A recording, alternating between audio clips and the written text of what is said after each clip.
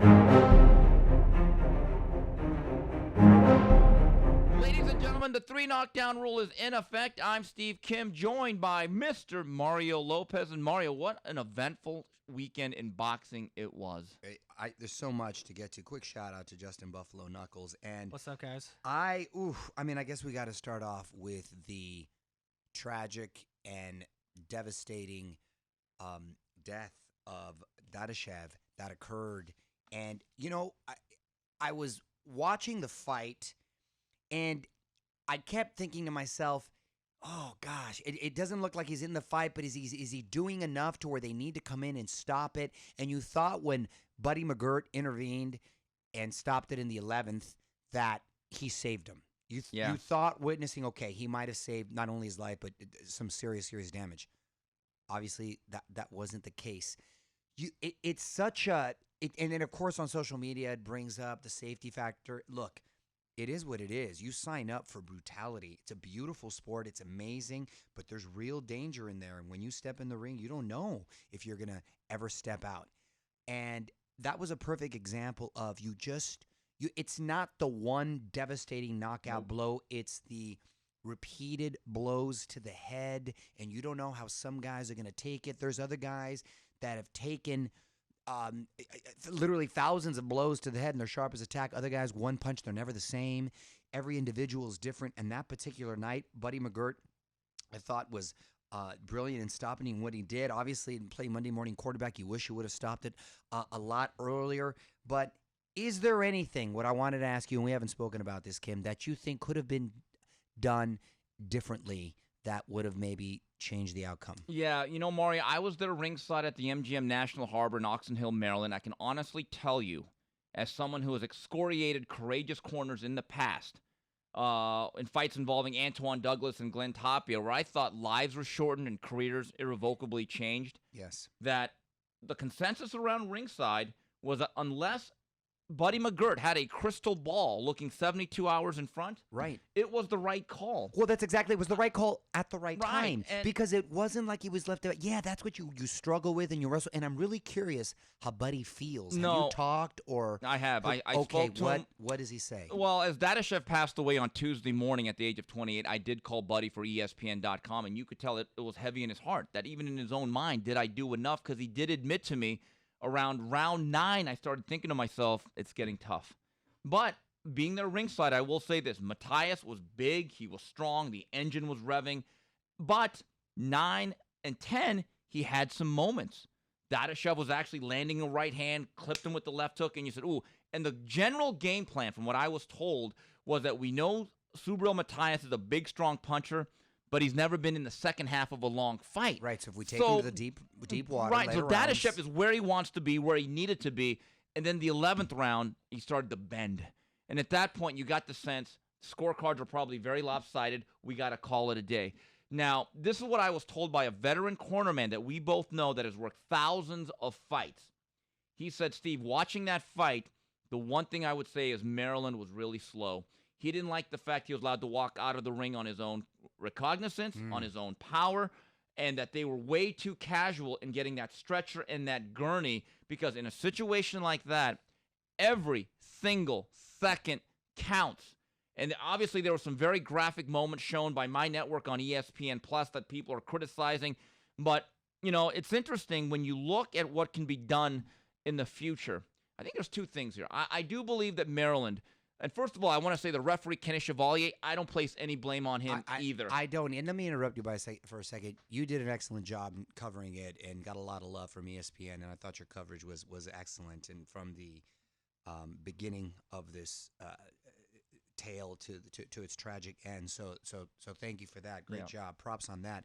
I just before you get into the details, I was thinking about other instances where I've seen this happen. Right. And there's a pattern where the fighter has sustained yes. a numerous. It is a pattern, but I think what ends up, and this was tough, like you said, this was a rare because you couldn't. But It's a there gray are area. It's a gray area, but there's some that are not so great. No. And I think the mentality has to change, much like the MMA, where you can tap out And it's no problem. and it's no problem, and you live to fight another day, and the machismo is not as relevant there, and I respect that about I watch the UFC a lot in the MMA. I think that needs to be adopted into boxing because it's going to save lives. Don't you think it's the mentality as a whole that will do the biggest change? I tweeted on Monday morning. It's something that I've said for years. We've discussed it on the show. That the boxing culture, there needs to be a philosophical switch that sometimes if you're down 7-1 in a 10-round fight and you know your guy doesn't have that earth-shattering one-punch power, sometimes a corner has to say, you know what, kid, it ain't our night. I'm going to save you 2 more rounds. You can live to see another day. And other times, if a fighter comes back into a corner, and we've seen this, where the guy says, I don't feel right, trainer needs to say, you're out of here. Exactly. We're not going to risk it. Because think about it. I've had trainers, or I've heard trainers say, yeah, but we went the distance. Like it's some sort of moral victory. That's the mentality that Yeah. we've got to break, going the distance. This isn't Rocky. Mario, 15 this extra isn't Rocky, minutes. and you're not going up against the heavyweight champion of the world. An extra 4 rounds is basically extra 15 minutes. Those extra 15 minutes can be taking 25 to 30 years off the back end of your life. Just think of the residual damage. Of course. And I believe the flimsiest moral victory in all sports is when you say, well, we went the distance while you lost 10 rounds to 2 and you took a beating on the back end. I absolutely hate that. I agree. And look, at the end of the day, you're in there with 8-ounce gloves, 10-ounce gloves. In a fight completely alone, there's no way to make it safer. It is what it is as far as the It's like race car driving. Exactly. There's more safety regulations in Right. NASCAR and IndyCar, and you're still going to have fatalities. That's just the nature of the beast. Good example, and that's about the only sport I can compare it to. But I do think if the mentality changes, and if you can adopt another brutal sport, MMA's, UFC's mentality, then I think that will do wonders. You know, in the MMA, when you save a lot of lives, don't you think? No, in the MMA, when you tap out, and again, we know it's a different realm with bones being broken or stretched. Getting choked out. Fans just say, wow, you lost, tough luck, go get him next time. Exactly. In boxing, you get branded with the scarlet letter. It's this stigma that everyone's afraid of. It's very ignorant. And that mindset has to absolutely change. You're exactly right. And in my view, to me, every trainer, if I'm a young trainer, obviously you want to win fights, you want to train champions, but at the end of my career, I want to be able to say, I never got a guy banged up in one night, that I protected my guy.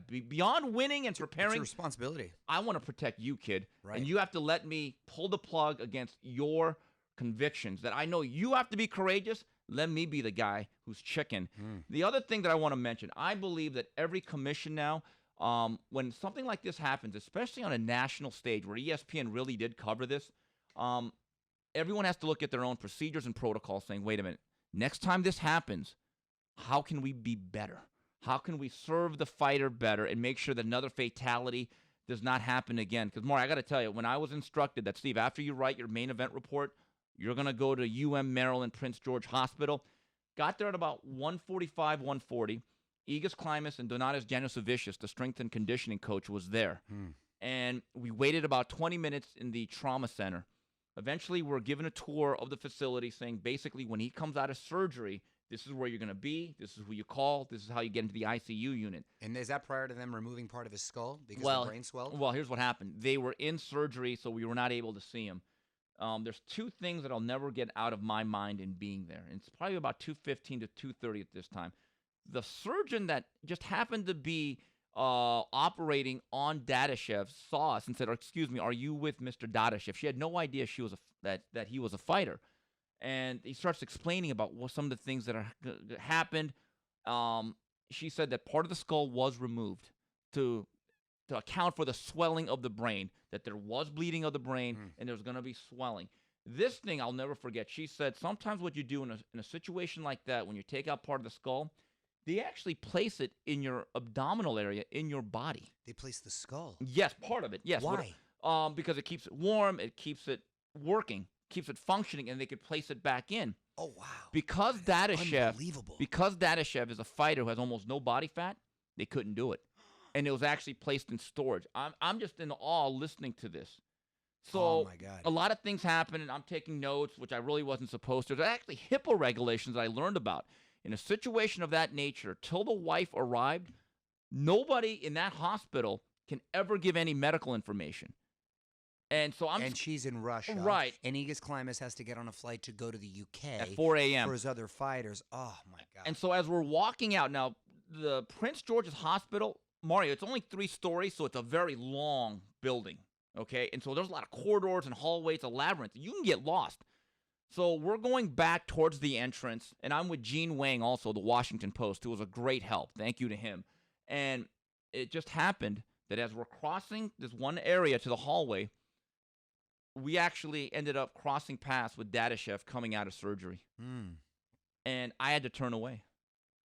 I'm just to see that so close, literally 2-3 feet, and I just froze. And Igis Klimas said, just the only good thing is he can't feel anything.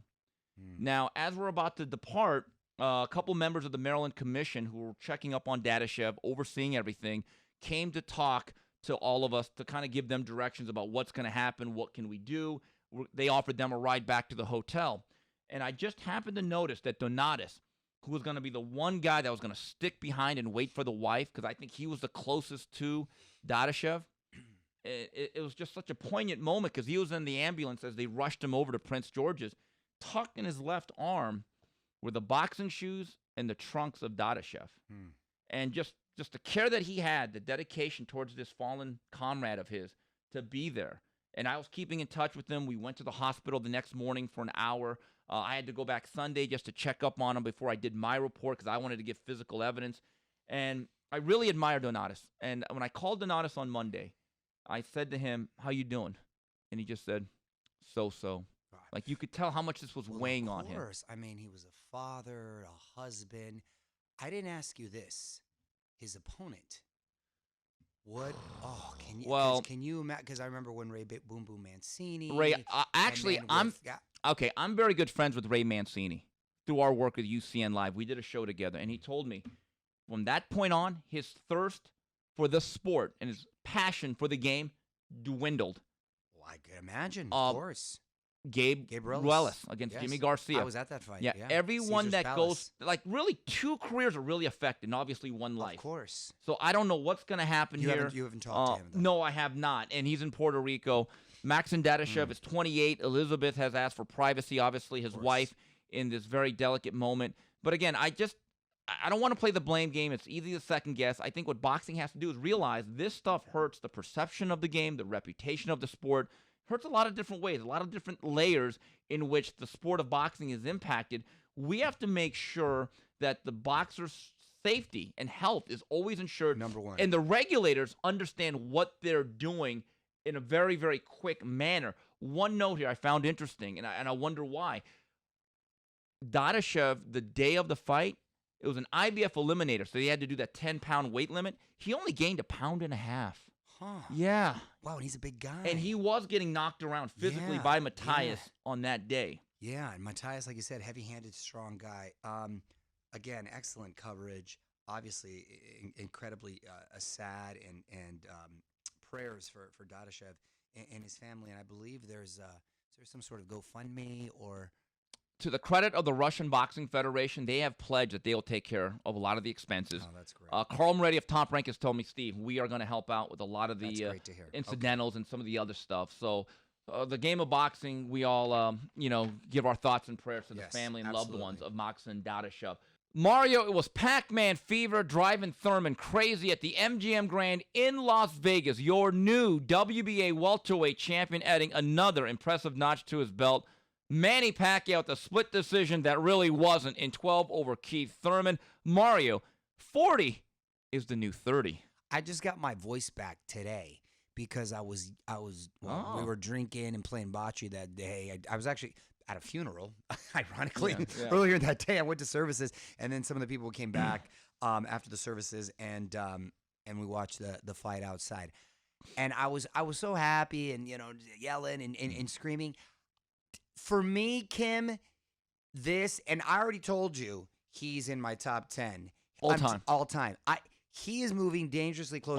I'm thinking is he the Jeffersons? Rushmore. Is he moving on up? I'm thinking he's Mount Rushmore, man. Listen, we saw a 40-year-old guy who's about to be turned 41 at the end of the year beat a young, strong athletic, undefeated champion to become the oldest ever welterweight champion and not just beat him, but dominate him. That split decision was garbage. The way he dropped him in the first, and yes, he did slow down in the middle rounds, and more on that. I want to get to that later. Right, exactly. No, right. But when he landed that beautiful body shot, I believe the 10th round. Okay, sealed the fight. Well, not only sealed, I thought he was gonna knock. There was 2 times when I thought he was gonna knock him out. It was so beautiful, and his boxing IQ, even when he was tiring, the way he was able to still, with his feints and his angles and his footwork, and not be in trouble. And credit to Thurman too, for after getting dropped, having moments and coming back into the fight and making it a competitive, fun fight.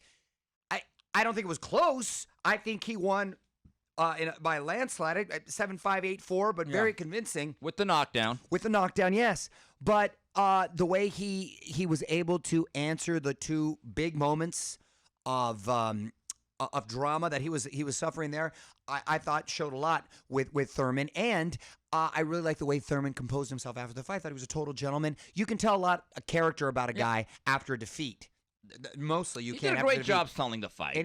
No, exactly. But afterwards, I thought he handled himself like a gentleman, and it made me even a bigger fan of Thurman. But as far as what Pacquiao was able to do at that age, for those reflexes, in the hand speed, in the footwork, with the angles, it would, for moments there, at least for the first 6 rounds for sure, it was vintage Pacquiao.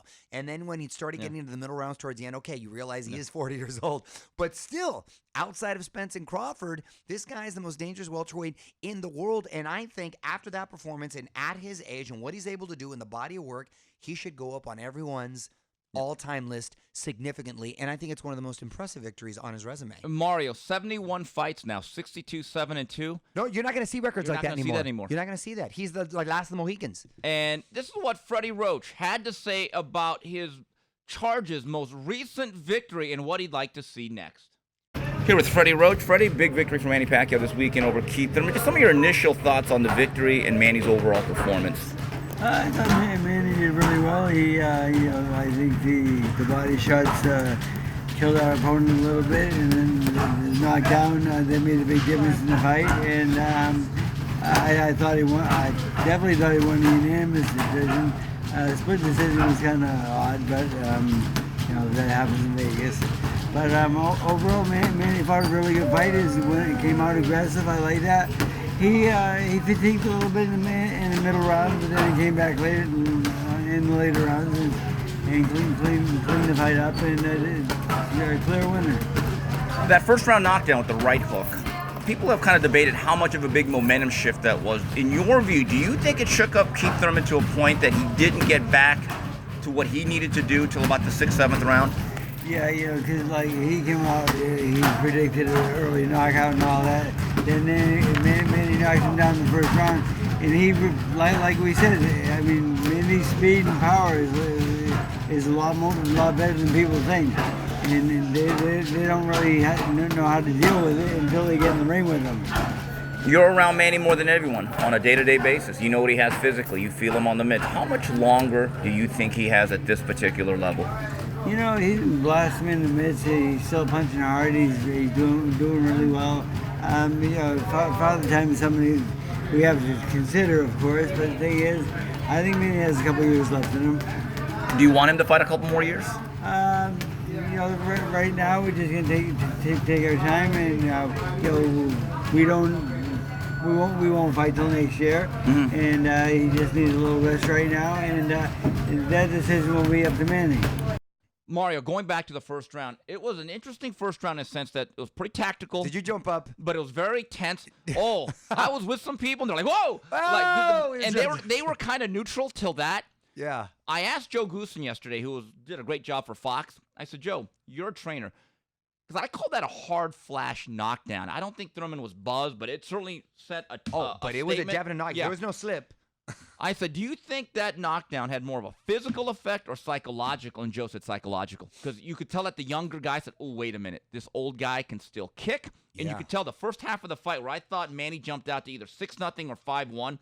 Manny absolutely put his foot on the table and on the gas early on, built a really big early lead. And like you said, got to give Thurman credit. 7, 8, and 9 starts landing the right hand. Big right hand to the way Pacquiao took him, too, though. And I I was very remember- impressed because Thurman's still heavy-handed. Yeah, and I'm thinking to myself, last 3 rounds, Manny may want to win one of these rounds pretty definitively. Right. And then the left hand to the body. Beautiful, which I thought if he would have continued. Yeah. He had success in the body early on. I'm surprised he didn't stick to it. Yeah, and you know right? what? I Remember got to when he give was- and Thurman, I've never seen this. I got to give his resourcefulness a lot of credit. I've never seen a fighter gasping for air who decides to take out the gum shield and then just breathe and say, okay, let me put I've never seen that. I've never seen that I'm either. Like, wow, that's pretty smart. Now, that's boxing IQ. And Right. I'm with you. I thought it was either 8-4, 7-5. I don't see how Glenn Feldman, who's usually a pretty solid judge, he ended 114, 113 Thurman, That was meaning garbage. he gave him 7 rounds. I thought the most you could have given was 4,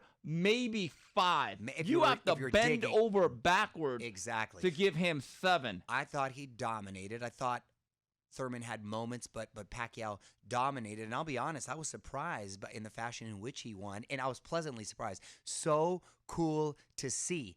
What a note it would be for him to go out on as the oldest welterweight but ever. he won't, though. I know he, He won't, won't. but wouldn't that be a fairy tale ending Mario, isn't if he were to go out like that? Isn't his boxing IQ raised now? Like he can work off a jab and then turn it into a hook. He goes up and down Well, with he his dropped punch. him with his right hook Right. initially. It wasn't even his big left hand. He wasn't even landing that a lot. And like he's You're going exactly up right. and down with his punches. He knows how to feint. And I'm thinking, whatever he's lost in physical prowess, it's like what Eric Dickerson once said. Yeah, I've lost a step. It's a step that most people never, ever had. Now, Mario, look at the resume of the great Manny Pacquiao, some of the most notable victories. De La Hoya, Cotto, Hatton, Bradley. Then you had the 3 Mexican Musketeers in the rivalries with Barrera, Morales, Marquez. Where does that Thurman victory rank? Margarito. Yeah.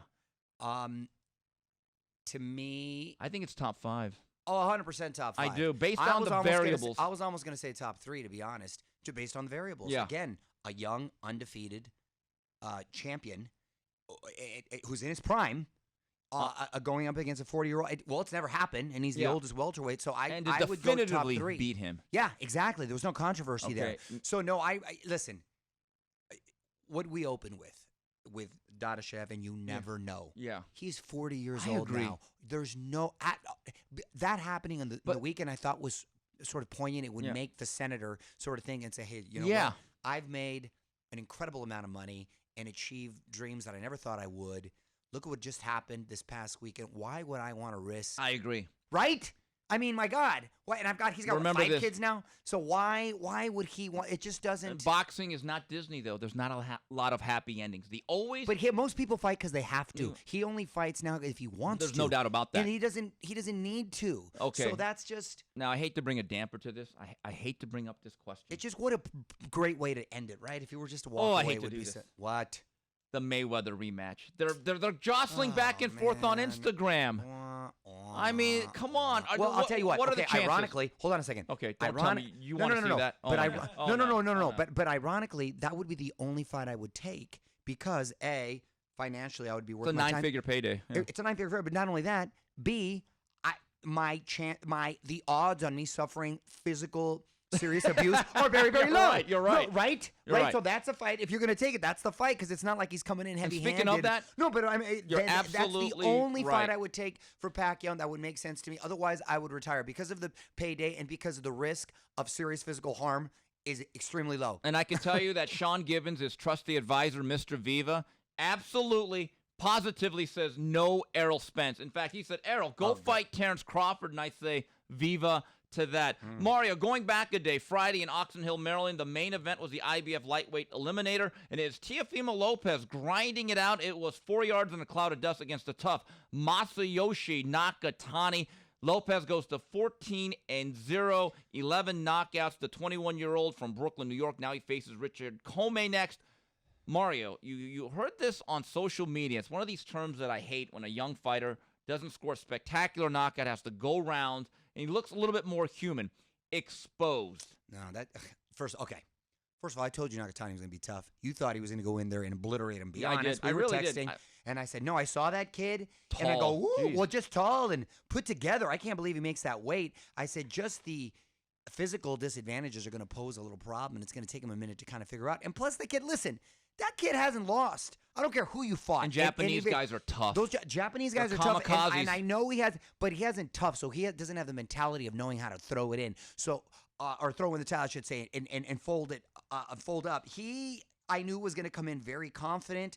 I knew was going to come in to try to win, not just show up for the payday, and he did just that. And that was a tough little fight. And he had to earn and work for it. And you know what? It's the kind of fight that Teofimo needed. Look, it's hard to look really good against that guy.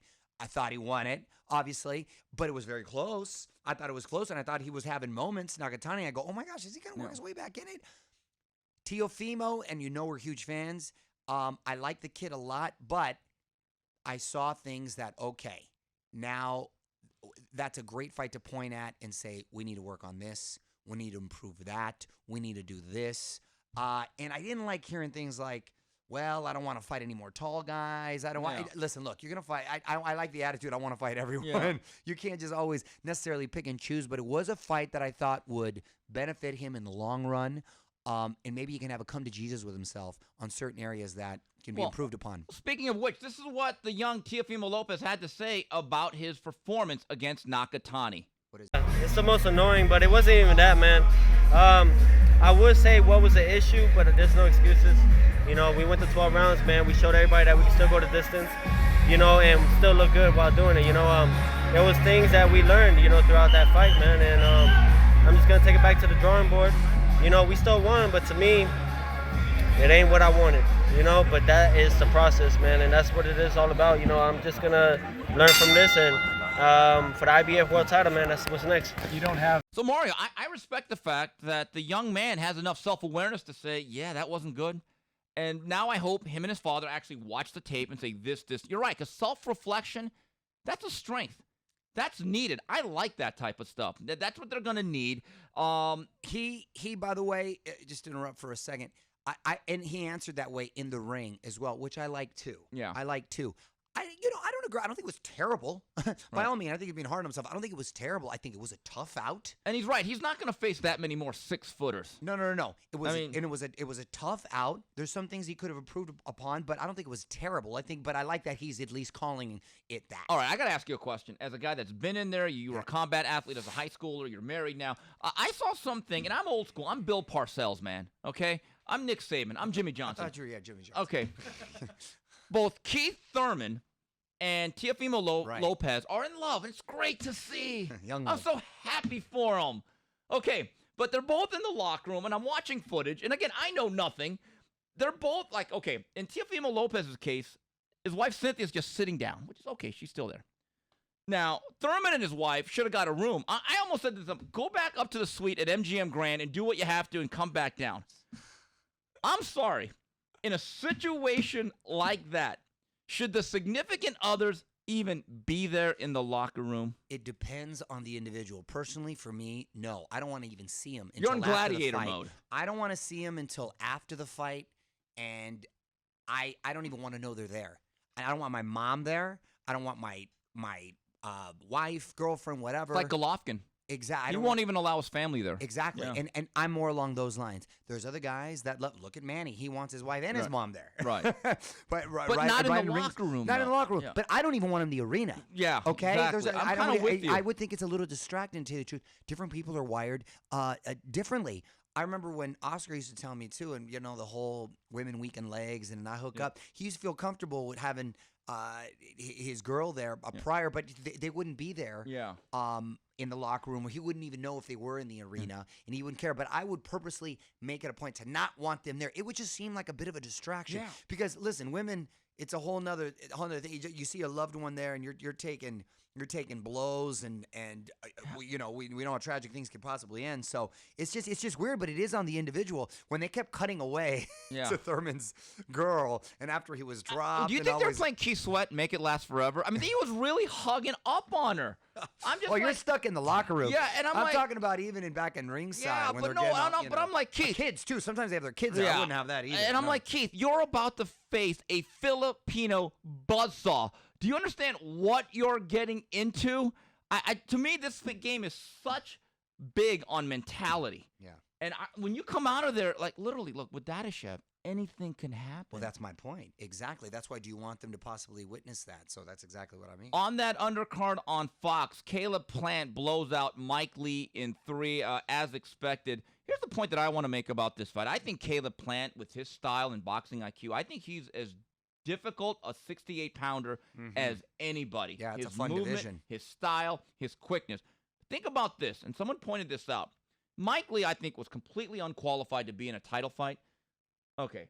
Bob Bennett of the Nevada Commission last year said Jaime Munguia is not qualified. He's not good enough to fight Golovkin. But wait a minute. Mike Lee is good enough to fight for a title, and Conor McGregor.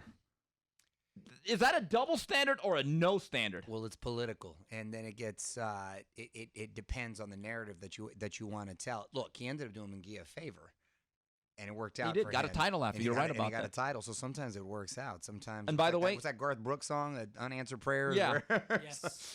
And by the way, it works out. Munguia might end up with a Golovkin fight, and I do wonder Yeah. if the Golovkin Brain Trust will take that to the 702. There was some other action on Saturday from the O2 Arena. Dillian White secures his status as the WBC #1 contender and the mandatory challenger to Deontay Wilder by beating Oscar Rivas over 12 rounds. Mario, I am a fan of the UK body snatch. This guy's always in good fights. He is always in good fights. He's getting knocked down. He's hitting the Right. body. Leather's being thrown. If I hear he's fighting, you want to tune in. Absolutely. And Derek Chisora with an unbelievable eye-opening knockout over Arthur Spilka. Guys, if you are tall and lanky and you want to lay on the ropes, get your head down, okay? Especially the heavyweights, because they're not really good at shoulder rolling and doing all that other stuff. Mario, I will be in Arlington, Texas tomorrow because I think there's a great fight on the zone. 140-pound unification bout. Maurice Mighty Hooker takes on Jose Ramirez. I am excited for this fight. This is going to be a great fight. I got to tell you, I think it's 50-50. Agreed. Who's the favorite right now?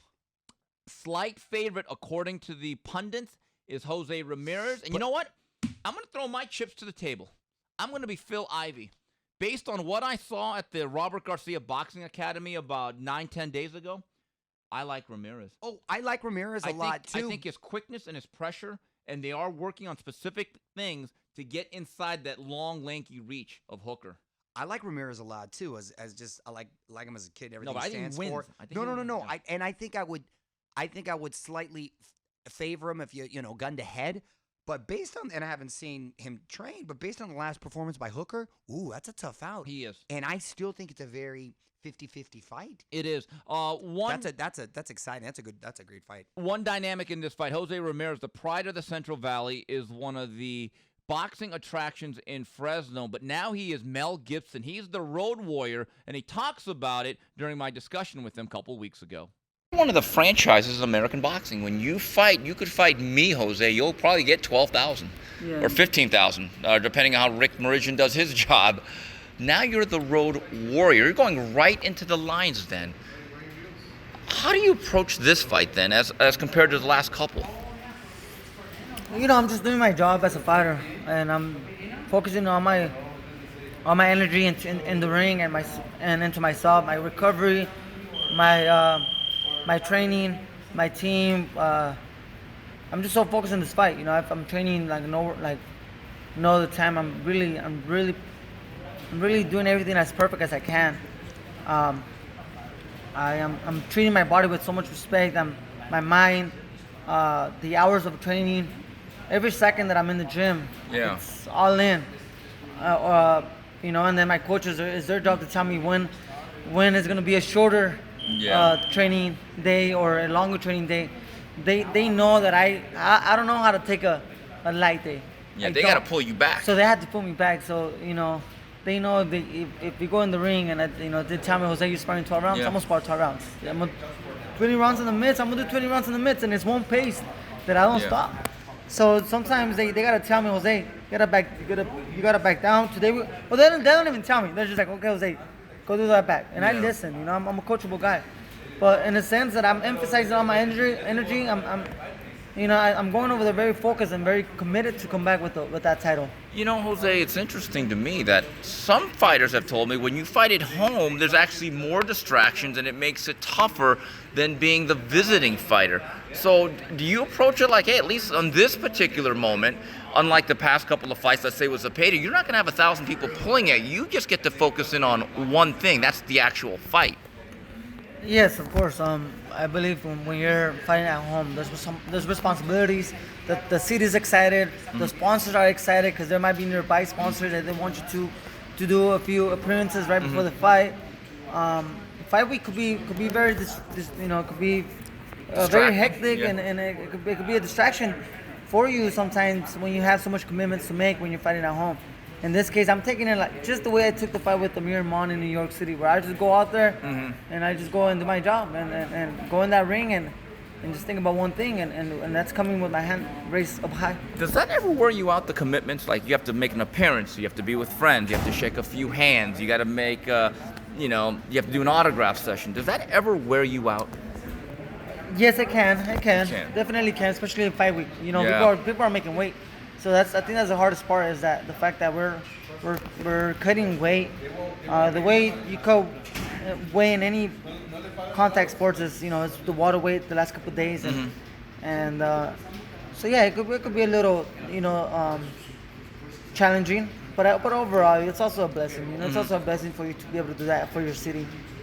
So it just depends how you look at it. In this case, my job is to go out there and win that WBO title. And if it took me, if I had to go to Dallas, Texas, or Arlington, Texas, then that's what I had. That's what I had to do, and that's what I'm doing. It's interesting. The fight was a payday. He was so small and so shifty. Now you're facing this tall guy. Do you think Hooker presents not an easier style, but a different one that you might be able to handle a little bit better? Yeah, it just depends. Styles make fights, and certain styles are easier for certain fighters. But in this case, Mario Zucker, he's not just tall. He's also very long. Yeah. He's extremely long for this weight class. His hand reach, and he's gotten better too. Yeah. He's gotten better throughout his last fights. He's shown that he's a true champion, and he's a humble champion. So he's always working hard. Yeah. You don't see Mario Zucker, being wild or reckless. Being reckless. So he's a disciplined fighter. So he's working hard for this fight. And honestly, it's not so much of the size, and it's not so much of how the fighter looks. It's just I wanted to go after the belts. That was my main focus, is to go after the belts. Going back, Mario, this is one of those fights, and again, I hope the judging is fair. We know who the hometown fighter is. Mo Hooker is from Dallas. But distance and spacing, that's what a fight comes down to. If it's a phone booth battle, it's Ramirez. From the outside, and it's a slower tempo, it's all Maurice Hooker. So this is going to be interesting, and I really hope, and I wrote this for ESPN.com, that the winner of this fight, Hooker-Ramirez, will eventually fight the winner of the World Boxing Super Series between Josh Taylor and Regis Prograis.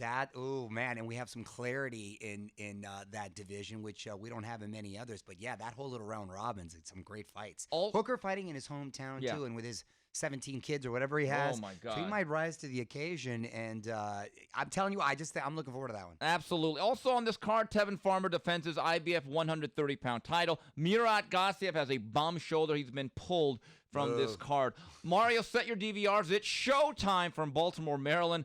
Gervonta Tank Davis takes on Ricardo Nunez in defense of his WBA 130-pound title. Is he going to make that weight? You mean the thick tank Thank? Yeah, that's the thing. He looks like a Cabbage Patch doll. Have you seen that meme of him? Yeah, no, I haven't, but I saw just footage of him where he was looking like De Niro in Raging Bull in between fights. You know what concerns me about this fight? Ricardo Nunez is a WBA mandatory. They kind of had to take it. He hails from Panama, which has a lot of built-up records, and he's 21-2 with 19 knockouts. Here's what's alarming about Nunez. His last opponent that he beat, his record was 22, 30, and 3.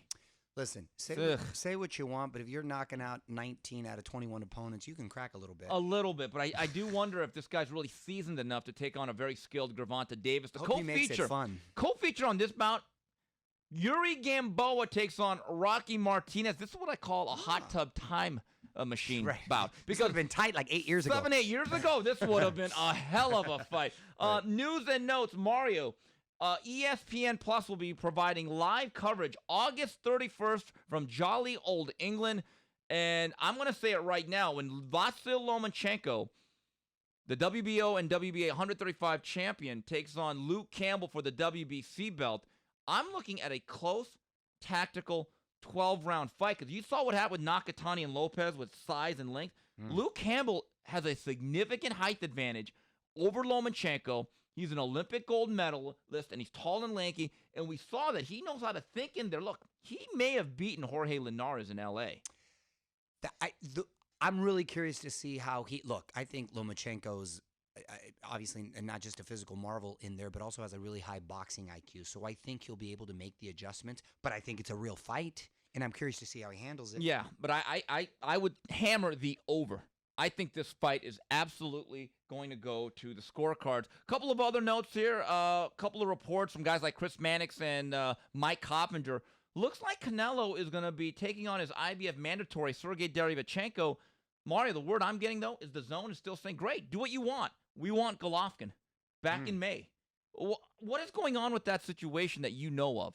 Well, I just got back in town myself. I was going to, hit up the boys and find out what was going on there. But I just know they weren't happy when they left Guadalajara last time. So it's it's hard. You get to the point where you're making that much money, right? In Canelo's case, only $36.5 million average per fight. Yeah, exactly. So you're making that much money. You start really calling your own shots, not listening to everybody, and you get a little lazy.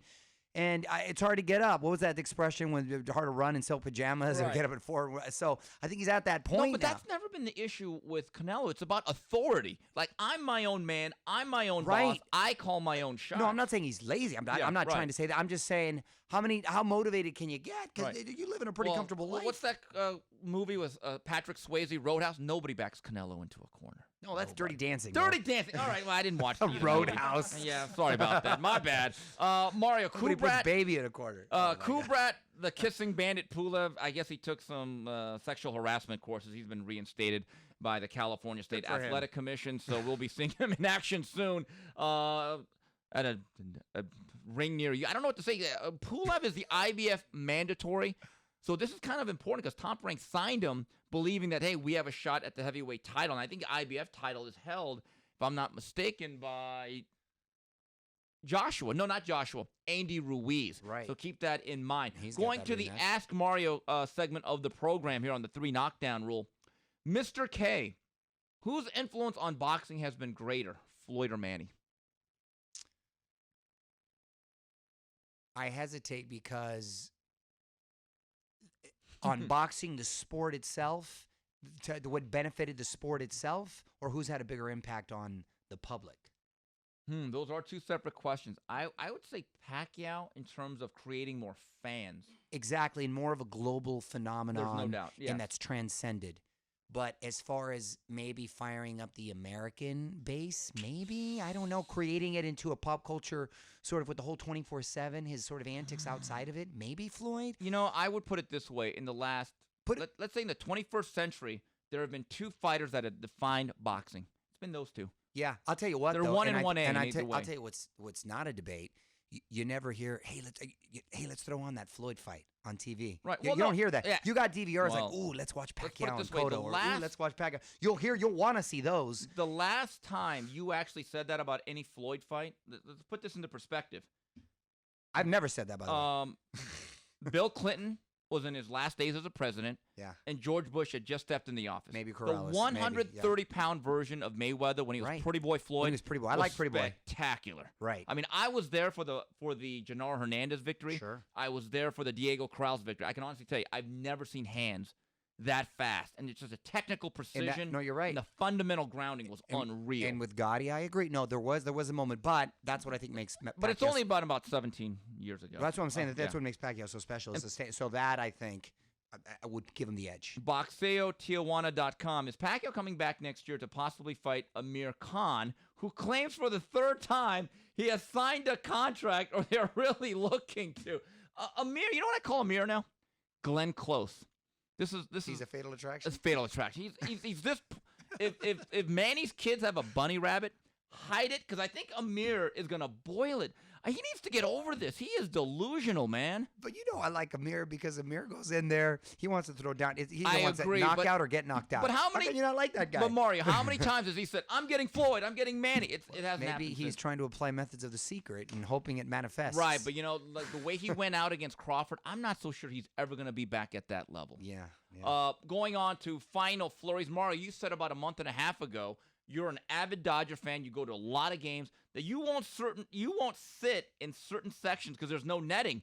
Good news, according to Arash Markazi, our good friend at LA Times, that's taken care of. Yes, and that as early as next month. Whoa! As early as they're not next playing month. In around. August, they're going to extend it all the way. They've already done that in Japan and actually a lot of other ballparks. But when Cody Bellinger recently hit a foul That's ball, the tipping point. that was, and that little girl, and we Yeah. thought, and she was going to severe damage. Yeah, you can't. We're going to get to a point where we're like, wow, I can't believe we didn't have netting. Right. Because it doesn't bother me when I'm sitting right there and you're able to relax a lot more. Because if not, you got to be on point. Right. You know, if you're sitting in certain sections, you can't really, you got to watch conversation. You got to keep your eyes on the game as you're having conversations. One foul ball, boom. Mario, you actually had some courtside seats to Laker games. I've seen you. I personally would want to be a couple rows up. Last thing I want is a loose ball and some 6'9", 275 guy. Well, I just bought my first Coors Light. All sweaty. Yeah, I don't want that guy all up over me. And I'd be like, bro, it's the second quarter. Right. It's not the playoff. There's no need to come. I mean, are you ever afraid of that or a I've loose had the ball? ball. Yeah. I've had the ball come and a couple guys like come over, but that's okay. You kind of see that coming. They're not. It's better than like a 98-mile I remember your baseball to the wife dome. one time saying this. She had those seats with you. She actually said, Steve, I was kind of afraid the whole time. I'm just wondering, are one of these guys going to jump right over me? They're big dudes. Yeah. I got to give Dodger management credit. They have an iconic stadium. And I remember as a kid what a big deal and what a highlight it was for the city. That's one of our beacons. And instead of building a new stadium and ruining the history like the Orange Bowl in Miami, which I've never gotten over as a Hurricane fan, this stadium every 5 to 10 years gets this great-looking facelift. And I don't mean Phyllis Diller. I mean, it's still looking like prime Cindy Crawford. Phyllis Diller. Oh Whoever. God. Joan Rivers. They're getting. Yeah, that was more. Okay, that was- sorry about that one. Yeah. They're getting. I believe it's like $100 million. To renovate, and it's got some cool stuff. They're going to add a play area and the bars that sort the of bridge. Yeah, the bridge with the bars that circulate So outside. all the Vatos can hang out the pavilion at once. All the food's going to go wild out there. Well, and I don't know about that. Well, I don't know. But You no, want to it's connect gonna, them now? Jeez. yeah, they're going to connect them, and so no, it sounds like I think the money's going to be better served there than tearing it all down and slowing things down. But I think it sounds like it's going to be fun, and it's all because this next year they're going to host the All-Star game in LA, which is going to be a lot of fun. When was the last time Dodgers hosted an All-Star game? It's one of the first memories I had. Ooh, gosh, I can't remember. 80s? 1980. And you know who, 80. And you know who the MVP was of that game because he had a game-winning home run? Who? Ken Griffey Sr. Oh, wow. Yeah, we're old. Ken Griffey Sr. Yeah, Wow. a couple things. I heard with the new renovations and these bridges and these platforms, you can actually now walk around the full stadium, which you've never been able to do before. You can get your michelada. By the way, Orale. the micheladas and the Dodger dogs, Orale. none of this is going to come cheap. Yeah. Those prices are going up. The ticket prices are going up. Parking's already a grip. Is it true you can't tailgate at Dodger Stadium? Well, you know, you can't quote tailgate. You can be Because I heard on they're the pretty. slick No, I about heard it. my friend. Now you can after they start going to the parking lots right after. No, the my six, buddy too. Hugo, who goes to a lot of games, you Yeah. met him. He says, Steve, they actually just knock on your car, so you got to get in. Yeah, they're pretty good about it. I mean, you know, they're trying to avoid a lot of the drama and like the incident they had with the San Francisco Giants fan, Yeah. Stowe, Brian Brian Stowe. Stowe, I think a while back. No, we like to go early. Yeah. We go early, we eat, we start out with a couple cocktails right before. By the way, I won't mess with day games. It's too damn Yeah. hot right now. But the little I'm going, as a matter of fact, this next week. And yeah, it's the family's favorite outing. I've taken them to Really? football game. They like it more than football games and all that. I think there's always stuff to do, the pace of the Yeah. game and all the food. Did you and everything. see that home run Mike Trout hit last night? Dude? That thing was a missile. Well, I mean, that kid's just. He's got a future in baseball. You think he might have a he's pretty shot? good. I might have to get his rookie card. Mara, you have a new gig. We couldn't talk about it last week. What is going on with your life and career now? Well, the highlight is sitting here with you. Well, of and course. Nick Well, was that right goes there. That's the highlight. unspoken, That's the yeah. highlight. No, but in the fall, September 9th to be exact, I'm going to start my new gig after 11 years. How long have I been an extra, Tootie? 11 years? Wow. 11 years. No, but I did the weekend show prior to that a couple years, but a long time, 11 to 15 years. I'm leaving to do this new NBC deal where I'm going to be doing the new daytime Access Daily show for an hour, and then at night the new Access Hollywood, and then All Access. So you're going to get 2 hours of Mario. Hopefully not Mario overload. All Mario all the time. So congratulations on that. So, and then coincidentally, we're going to be here in Universal still, so we won't leave. Good. Mario, new show alert. New show alert. I was recommended by someone on Twitter. I caught up. City on a Hill on Showtime.